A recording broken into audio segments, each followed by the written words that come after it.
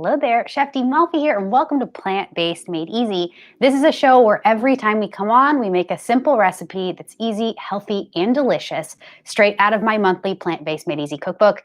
And we are working in the December cookbook. I'm really excited because we're on week one, recipe 3 of the December cookbook. That's this right here. You guys, this is a downloadable cookbook. You can print it out yourself, download it to your devices. And it's really fun to have because it has a grocery list. It has all of the recipes that you'll need to get through the month. And it has lots of different types of recipes like breakfasts, lunches, dinners, sweets, snacks, and even staple recipes, which happen to come on the weekends so that you can actually take time to make those. And I'm really happy to be featuring something today that's really delicious. This is a dinner recipe. It's Wellness Wednesday after all, so I'm going to make crispy Brussels sprout tacos with you. Let's get right into it. So first things first, we need some Brussels sprouts, yes? So I had to clean them ahead of time. And look, I'm using my reusable bags again. You guys get into these reusable bags. I absolutely love them. You can find these on my Amazon shop. And all I did was I took my Brussels sprouts, I cleaned them, and then I chopped them into bite-sized pieces. So I'm just gonna show you here in the camera. I have a Brussels sprout here. I just cut it in half or thirds, depending on the size of it. And I just want nice kind of big chunks, all right?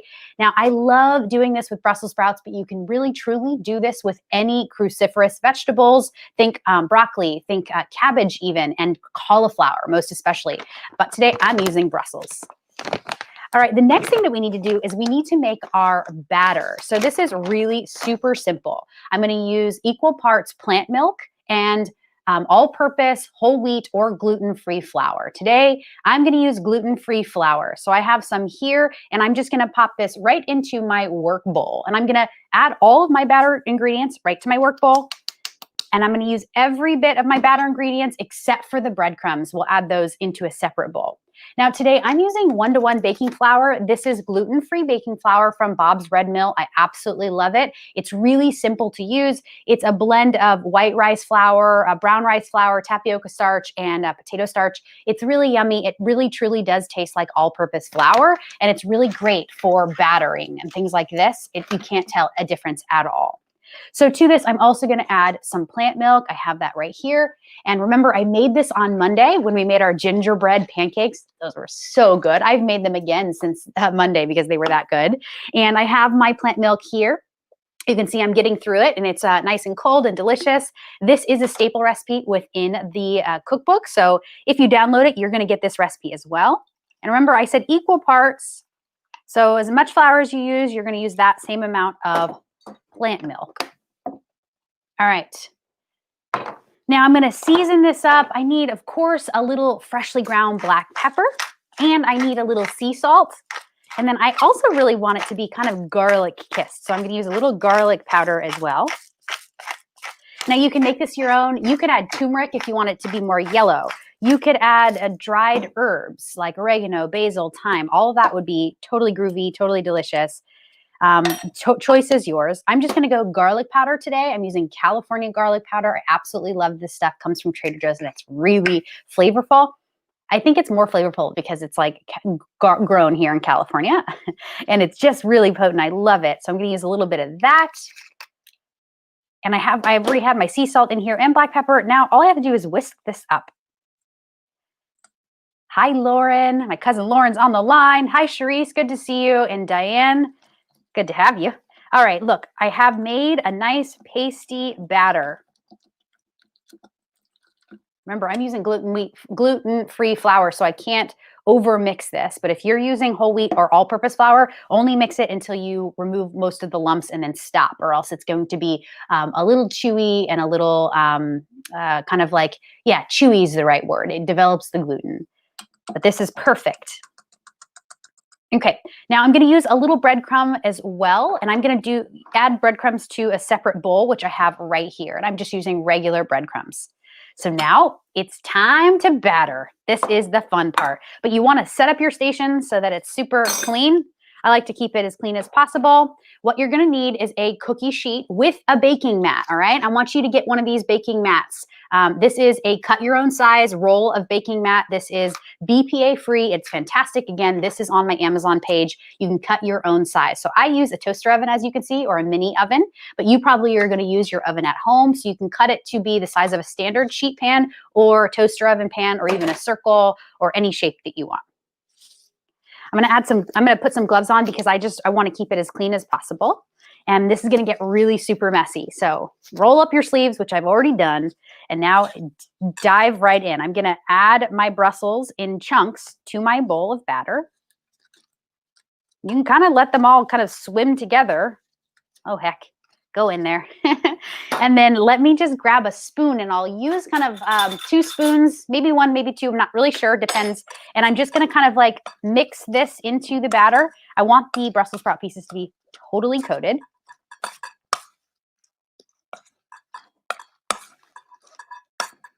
Oops, got a little batter on my shirt. All right. And this is nice and thick and coated. Now all we have to do is drop it right into our breadcrumbs and then right onto the baking pan. Now you want to preheat your oven to 450 degrees. These are going to bake for about 12 to 15 minutes each. And you can see some of the leaves of the Brussels sprouts will fall off, but that's okay. You can use it. The goal, you guys, is just to create like a little mound, like a little Brussels sprout mound. Now here's where one clean hand and one dirty hand is going to come in handy. I want to use this left hand for my breadcrumbs. You can use your right, doesn't matter. Just choose one hand for your breadcrumbs and one hand for your batter. Grab, once they have been coated in the breadcrumbs, just grab them and then place them on the baking sheet. Let's do it again. I probably can put a little bit more in at once. Again, I'm using my breadcrumb fingers or hands to do this part. And then onto the baking sheet. You don't have to spray it. That's the cool thing about using the baking sheet, right? Is that you don't have to actually add calories by spraying it with more oil. In fact, you really shouldn't spray your baking sheet. It works much better when it's just as it is, kind of dry. The natural silicone really kind of self-releases from the baking sheet, so you don't want to spray it. Spraying it will make it really thick and sticky. Of course you can, but make sure that if you do spray it, you clean it and wash it off really well after, else it will just sit and it'll continue to get burnt on your baking sheet. You really want to keep it as clean as possible. So you can see some of the leaves fall off, but I'm just creating like a nice chunk. Here we go. Keep doing it until all of your Brussels sprouts are nicely coated. Like I said, you can use cauliflower. You can use broccoli. You can even use big chunks of cabbage if you want. I'm just going to show you here. This is how it's working. This is how it's going. Now I like this recipe too, especially this time of the week. Midweek, I'm feeling like totally Thanksgiving flavored fatigued. So I don't want anything that like tastes like Thanksgiving anymore, right? And so for right now, I'm really excited to have tacos because it's so different than what I have been eating, the flavors that I have been enjoying, which are the stuffing, the potatoes. I made an impossible meatloaf this year for Thanksgiving and just finished it, and it was really good. Really, really, really good. You can use whole wheat breadcrumbs too. It doesn't matter. You can use any breadcrumbs that you find. You can even make your own.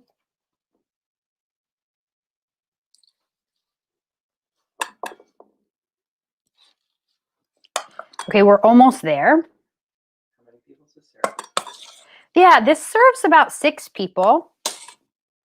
And these are really, they're filling because there's just so much fiber. And it's really kind of, it stays nice and crunchy and delicious. So they're super filling. We're also going to make a cabbage and carrot slaw to go with it. And we're going to make a garlic lime crema, which I absolutely love. I love making crema, which is just like either a yogurt or a sour cream that's been seasoned with garlic and citrus. It's super great for tacos because it kind of cuts through the richness of the batter And this batter is nice and rich because of the plant milk and because of the flour itself. So you want something that's kind of fatty, that's going to sort of, and acidic, that's going to cut through all of the richness. And then you can, of course, use any salsa and hot sauce. So get all that kind of working in your head. Like, what would you use for this? Think maybe like garlic chili sauce or anything like that. All of those flavors would be fantastic. You can use pico de gallo. You can use a sweet salsa like a mango or pineapple salsa. All right, so this is done. I'm going to remove my gloves. So clean, right? I'm keeping it clean in the kitchen. I'm going to show you what we've done here. What I want to do is just make sure there's enough space between all of these. And now I think there is. This goes right into the oven. Like I said, about 12 minutes. Let's pop it in. All right, now it's time to make our slaw. So I'm going to use red cabbage, and I had to dice up my red cabbage. Again, my reuse me bags coming in handy here, people. I absolutely love storing a whole head of cabbage inside of a storage bag. This is a reuse me storage bag. Like I said, it is dishwasher safe, freezer safe, refrigerator safe. It's awesome. It really does keep your produce for a lot longer. So I recommend checking out something that's sustainable. Let's try to get ourselves off of plastic bags. That's my vow for 20 and 21 of this year and next year. I really don't want to use any single-use plastics or paper in my kitchen anymore. I really want to use all the things sustainable. So I know that I'm making an impact, a good impact on the environment. I'm already doing that because I've gone plant-based, and so are you. So what more can we do to just take it the next step? All right, so I'm going to use a little bit of this red cabbage here, and I'm going to blend it or mix it with some, I want to keep this in the shot, with some carrots. So these are my CSA Farm Box carrots. Hey, if you guys don't know what a CSA Farm Box is, or if you're interested in it, I can give you my link for Farm Fresh to You, which is my CSA Farm Box that I absolutely love. It'll give you a discount off of your first box, and it's phenomenal. It's like having a farmer's market delivered right to your door. It really is super fun, and I look forward to it every week. And they've been so great during the holidays too. They've changed the delivery times to accommodate for the holiday schedule, but they've still arrived. Everything has come in the box. All the produce looks fantastic. I know they're servicing many homes this time of year. So it's just really impressive, their operation. And you know what? Let's talk about their produce. The carrots taste more like carrots than what I can find in the grocery store. The tomatoes taste more like tomatoes. Seriously, everything. Parsnips I got this week. They explode with parsnip flavor. I got some red potatoes and yellow potatoes. Again, it's like there's something about the soil. It's local, so the produce doesn't have to travel as far to get to me. So I love eating local in that regard. And I'm actually contributing to the local economy and the local farms right in my neighborhood. So I feel really, really good about that. And look at these carrots. They're gorgeous. So you can use any shredder you want, or you can actually buy this pre-shredded, but I'm just going to use my box grater, my handheld grater here, and shred these carrots up into my bowl of red cabbage. You can use also green cabbage if that's what you have. Green cabbage or Napa cabbage would work well. Truly anything you want. And then all the crunchy vegetables. So let's say you didn't have carrot, but you had radish. Go ahead and throw that in. You could even use cucumber. You could use jicama. Truly, whatever crunchy veg you have that you like, fantastic. Throw it in.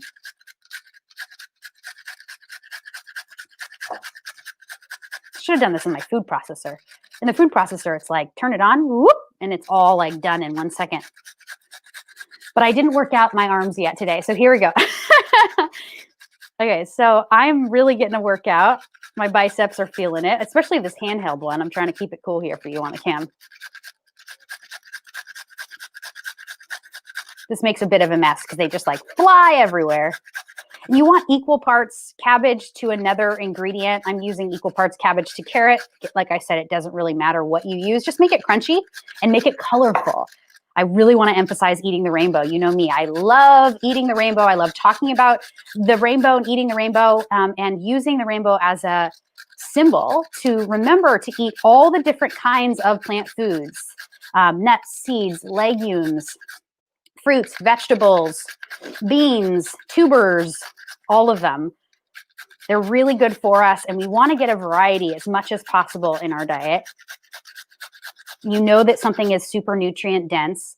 And when I say that, I mean that in different ways when I'm talking about different pieces of produce. But for this, especially carrot in particular and red cabbage, it's nutrient dense in that it has ton of polyphenols, and these are a type of antioxidants, and you can tell just by the color alone. So if a produce is very brightly colored, it's going to have a lot of antioxidants, which is really good for us because we oxidize all day long in the elements, with the sun, with the air, with the toxic environment that we live in. Maybe it's inside of our home can have stale air. Outside of our home, it's the water we drink. All of these things can really contribute to our cells being oxidized. And so we want to just eat as many antioxidants as possible. And that comes from colorful fruits and veggies because that is going to rejuvenate our cells. It really does. All right, I'm just going to wipe my hands here and I'm going to clear my cutting board. I guess I don't need a second carrot, but I'm going to eat that piece. Oh yeah, it's sweet. You ever notice that? Like the carrots at the supermarket, even if they're organic, sometimes they just don't have a lot of flavor. But those carrots that are grown on the farm, that's where the flavor's at.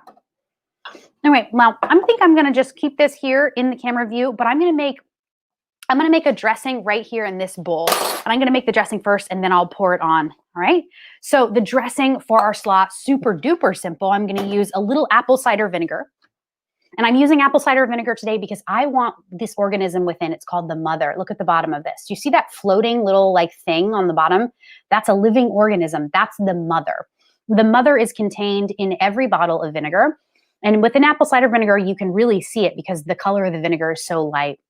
This mother is actually the living organism. It is the living, breathing bacteria that is alive in the vinegar that actually will make this a fermented vinegar. This is what ferments the apple cider in this case. And we're going to use a little bit of this because it's nice and sweet. The apple cider vinegar is going to go great with the carrots. So I want a little mother in each delicious drop. So I'm going to just shake that up and then I am going to measure it out, eyeball it. I want about 1/4 cup of this. And then I want a little bit of extra virgin olive oil, a couple tablespoons. And I love extra virgin olive oil. For me, I do eat oil, but I eat it in moderation. I consume it in moderation. But for you, maybe you don't want any oil in your dressing. That's okay. You can use orange juice. You can even use filtered water. That would be phenomenal. Totally delicious. Now I'm going to use a little ground pepper and sea salt, of course. And then I think it's going to be really nice if we actually add some sweetness to this. I'm going to add a tablespoon of sugar. This is granulated sugar. It is organic, so it looks a little brown, but it's not brown sugar. And it's not turbinado sugar, sugar in the raw. It's actually just regular organic sugar. And so it's not been bleached. That's why it looks a little tan. I love it. I'm going to add about a tablespoon and then some salt, of course. And I really want to make sure it's seasoned enough. So I'm going to measure this out. There you go. You guys can get all the quantities in the book. I'm just going to kind of go through this really fast. And that's essentially it. If I wanted a little garlic, that's great. Red pepper flake, that's great. You add whatever you want, but for me, this is fine. Something really super simple. Keep it easy. I'm going to give this a mix just so I can feel the sugar starts to dissolve a bit, and it will. Okay, great. Now I'm going to add it right to my cabbage and my carrots, and then give this a mix. And look how brightly colored this is. This is gorgeous. And this is going to sit. The longer it sits, the better it gets. So you can totally make this ahead of time. And just let it hang out and sort of like marinate in this dressing that we just made, and it's delicious. It's really, really nice. The salt will continue to remove and pull out a lot of that natural water in the carrots and the cabbage, which is great. And then the sugar will really kind of like work at this a little bit and sort of like tenderizes it. It's nice.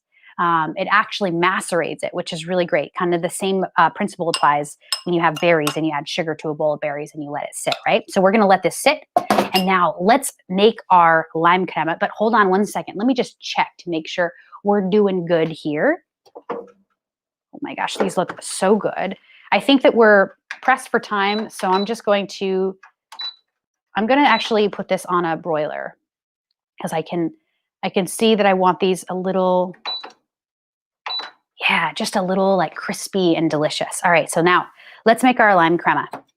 So I use the staple recipe to make yogurt. I've done it many times. I usually make a batch of yogurt every single week. You guys, you can find this recipe within the cookbook. It is a staple recipe because it requires a lot of time. It takes anywhere between 12 to 24 hours to ferment. And yes, you are going to need an oven or a toaster oven. You can do it in a toaster oven, which I do, or in your home oven, probably with just the oven light. You don't even need a temperature. It sits in a fermented oven. It ferments in an oven that's really warm. And that oven needs to be between 95 and 110 degrees, anywhere between that. And I think 105 degrees is the best. And what it is just cashews that have been blended with just a little psyllium husk, which is really just pure insoluble fiber, and then a little bit of water. And you get this delicious kind of like runny cashew, looks like milk almost. Throw it into a sterilized jar, just like this. You want it to be glass. And then you pop it right into your oven, just like this, with no top. And you let it sit and ferment for anywhere between 12 and 24 hours. So a 12-hour fermented yogurt is really delicious. It tastes kind of like it's thinner. It's like a country style yogurt. An 18-hour fermented yogurt tends to be just a little bit more tangy. It's still not super thick, but it's getting thicker. But a 24-hour ferment on yogurt makes it like Greek style. It gets thick and creamy. It's super rich and it's super tangy. So you can find your perfect style of yogurt by changing the time that you want to ferment. Okay. So we're going to use a little bit of this. I want to take some out with a jar scraper. I love these from Zule. These are actually heat resistant, all of them, although we're not using heat right now. I just thought that I should tell you. It comes in a pack of 5 or 6. They all have a different size and shape and function. This one is a jar scraper, okay? I am so into Zule because I just recently purchased this from them. It's a pack of a few of these spatulas, and they wrote me a thank you letter that was handwritten, and I was so blown away by that I want to tell you all about it.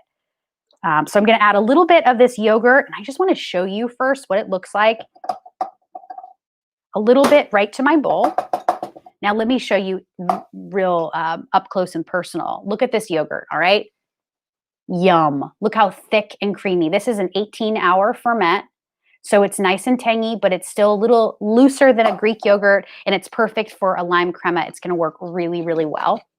Now, the next thing that I want is a little lime juice. Of course, this is a lime crema. We need citrus, especially lime juice. It's my favorite of the citrus, but if you want, you could use grapefruit. You could use orange. You could even use kumquat if you want. Doesn't matter. Just get yourself some citrus. Lime is my personal favorite, and it works really well with the Brussels sprouts. Have you ever had kumquat in tacos? I have. I love using citrus segments in tacos, including kumquat, like slices of kumquat, which is nice and sour on the outside and super sweet on the inside. Any citrus in tacos is really, really yummy. And I'm going to use my juicer, which I have here.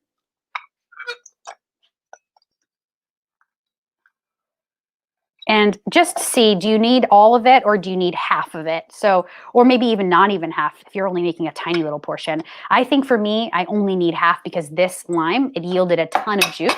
I'm going to place this into the compost. All right, next I need a little freshly ground black pepper, of course. And here, I'm going to give you my rant on black pepper. Definitely use freshly ground. You don't want to buy pre-ground pepper. Don't do it. Don't do it. It's been ground like 5 years ago. It's probably been sitting on the grocery shelf store for a very long time. It's going to taste pretty much like nothing. And freshly ground, there's nothing like it. It's almost floral when you crack it in a grinder on your own. So that's why I always emphasize freshly ground, freshly ground. And then a little bit of sea salt. And I love the sea salt that I'm using right now. I have it on my Amazon page too, if you're curious. There's a couple different sea salts that are fantastic, but find the one that you love. It truly doesn't matter. Just find the one that you're going to fall in love with. And then how about a little garlic? We added garlic to what do we add garlic to? Oh yeah, to the batter. We want to add a little fresh garlic now to the crema. So I have a clove here. I'm just going to give this a whack with my chef's knife. And this is a big clove, so you really have to give it a whack. You're probably thinking, whoa, that was pretty intense. It was, but it's because this is super tight. It's a really beautiful, gorgeous, fresh head of garlic. So I need to this clove is so tight that I need to remove the skin by giving it a whack. So place your chef's knife over it and then use the palm, the bottom palm. And when you do that, you can open it up and the skin will fall off. And I prefer doing it like this because it's easier than trying to peel it with a paring knife. But that's just one reason. The other reason is because when we actually smack our garlic or break it or crack the cell, just like we just did, we are actually releasing the antiviral, antifungal property in this called allicin. And allicin, spelled A-L-L-I-C-I-N, in garlic is really a wonderful, important property that makes garlic super healthy for us. So we have to activate it. You can't activate it by just gently removing the skin with a paring knife. You actually have to smash it. So, or you can activate it a bit with heat, but smashing it is the best way to do it. So I'm going to take this garlic and I'm going to squeeze it into my garlic press and right into the crema. Oh my gosh, that's a ton of garlic. I'm not going to use that much. Okay, this is going to be on the side. There we go. That's for another meal. But I did get a couple pieces, good chunks. That's totally enough for me. Now I'm going to blend this up. And you need the garlic, I think, here because it's really nice. Without it, it's going to be a little too plain for the Brussels sprouts. You know, the Brussels sprouts have a very kind of big, pronounced flavor. So you want to match that with something. And I think this garlic is certainly going to do the trick. If you guys have any questions, please pop them in the comment box. I know I forgot to mention that, but I think you know the drill. I want to give it a taste now. You have to taste as you go. Oh, Angie has a comment. I've always wondered why we smack the garlic. Thanks so much for the explanation. You got it, Angie. Absolutely. It's super important. People think that without the explanation, they're like, oh, people are, that chef is like, being too intense or whatever. It's not. It's actually, there's a purpose to it. My Nana actually taught me that many years ago. And I always thought that she was getting her anger out on the cutting board. But then I found out she was doing it because she knew what was up. She knew the good bacterial properties, the antibacterial properties. Okay, I'm going to taste this. I said you have to taste as you go. So important in the kitchen. I want to taste for salt. I want to taste for citrus. And I want to taste for garlic. And you know what? That is really good. I can really taste everything. I think I'm going to add a little bit more black pepper. I can tell it just needs a little bit of heat. You can add hot sauce if you want. I definitely have done that. You can add red pepper flake too. I've definitely done that. But just black pepper today is a-okay. That's so good. Yum, yum, yum. All right, I think we're nearly there. Let me just check on these Brussels. Holy moly, these look amazing. Okay, I would let these go a little longer, but we're pressed for time, so I'm going to stop right here. And you can see these have gotten nice and delicious. I'm going to just show you in the overhead cam. Look at this golden brown and deliciousness, right? This looks amazing. They're nice and crispy. They're nice and golden brown. Obviously, if we deep fried these would be crispy all the way around. They would be much darker. But remember, these are baked. They're battered and then they're baked. So this is going to be really nice. It's going to be a healthier, sort of cleaner version. All right, so it's time to build our tacos, peeps. Let's do it. I'm going to grab a plate. And I have these beautiful whole wheat tortillas. These are actually flour, not corn, but you can use anything that you want. And I really like the flour or the corn for this. I think for this in particular, I actually like the flour better because it's more it's more bendy. It's easier to enjoy. It's softer. So I love this idea of like kind of making it like a soft taco. So first things first, I need a little glue. I think I'm going to use a little crema. Ask the people what they prefer. Yeah, what do you prefer? Are you guys for flour tortillas or corn tortillas? What is it in your home? Flour tortillas or corn tortillas? Let me know. I'm so super curious. Probably a little bit of both, depending on what you're eating, I would imagine. You guys can see I'm going coast to coast here with this crema. I am not skimping. I really do want a little bit in each bite. There we go. And then you know what? Oh, here's a good question. Mania just asked, great question. Can you air fry the Brussels sprouts? You bet you can. Absolutely. You can actually have them with the batter and then air fry them. That would be fantastic. You could absolutely do that. Here's just a quick tip. people have asked me, do you actually need an air fryer as a different kind of machine in your kitchen? Or do you have something that will work just as good? And for me, I've done a lot of research on this. I actually think that the convection function of any oven will give you the same kind of idea of the air fryer. Even better yet, if your toaster oven or your home oven has a fan, if you can do the fan on with the convection, then people, you have made yourself an air fryer right at home without needing a separate gadget. Most home ovens don't have a fan function with convection. So that means they can't run a fan with convection, but most toaster ovens do. So I have this little toaster oven here. This is Kosari. If you want to know which one I use, it is on my Amazon page. And this is actually totally adaptable for the fan on and convection. So it really acts just like an air fryer. Great, great option, Monia. Thank you so much for mentioning that. All right, well, we see Cheryl Baker says both, just depends on what she's making. Christy says, I like corn with breakfast scrambles and flour with tacos. You're speaking my language. And Marcella says, for tacos, corn, for burritos, flour.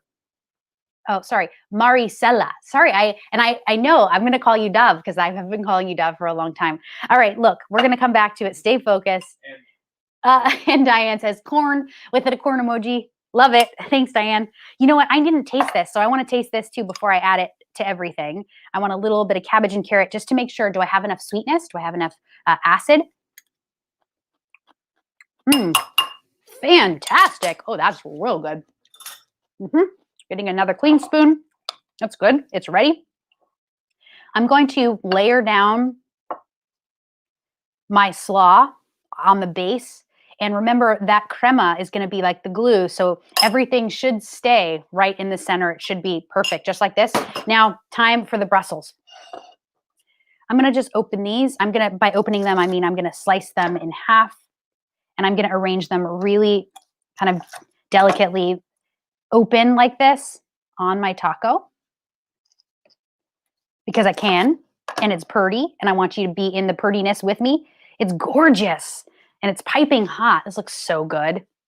Okay, what else do we need, people? I think maybe a little cilantro, maybe some green onions. Here's a little quick tip, one last quick tip. Here's how I store my green onions and my herbs that are soft. I take them, I have a bag over it, and then I'm using a mason jar that's glass, and I fill it with just a little bit of water, and I change this water very often. And look, I have the cilantro and these green onions that have been in here for 11 days now. And look, they look super green and delicious. And these green onions are standing straight up perfect. So we're going to use a little bit of this. Let me grab my kitchen shears because I love to use scissors for just garnishing with cilantro and with garnishing with green onion. I think I'll just use cilantro though, because that's perfect for me. Great. Place this down. My gosh, this looks so yummy. I think we're really good. Last but not least, how about some microgreens? These are going to add a zap more of the micro and macro nutrients that you need. These are full of calcium. They're full of fiber, obviously. They're just really great. They're wonderful for us. They add a ton amount of vitamins and minerals and in mega quantities for something so small. That's why they're grown. Microgreens are fantastic. And I'm just going to place them down. That looks yummy. All right, you guys. So we've done it. We did it in what? Okay, not that long, 32 minutes. Here are your crispy Brussels sprout tacos. This is something to be thankful for this week. Yum, right? Super colorful, super delicious. I need to take a bite. All right, before I do, I'm going to give this food a little gratitude. Food, thank you. We thank you, God. All right, here we go.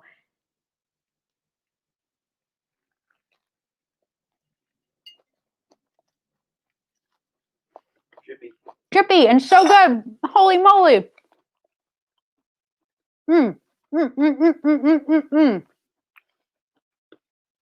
Yes, yes, and yes. This taco is it. You are going to love this. I cannot tell you how crispy and delicious these Brussels sprouts are. Everything tastes very clean. It's sweet, but not overly sweet. It's crunchy.